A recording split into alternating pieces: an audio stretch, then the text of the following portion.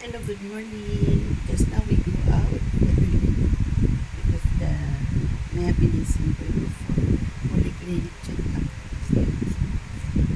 Early in the morning, 9:17.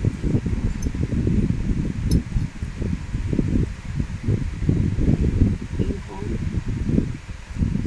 brunch, okay?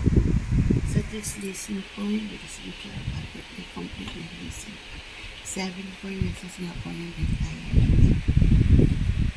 Minsan, shares ka. Minsan, living siya fun sa sleeping. Okay? I haven't changed. Come home, cook, and then brunch. Okay?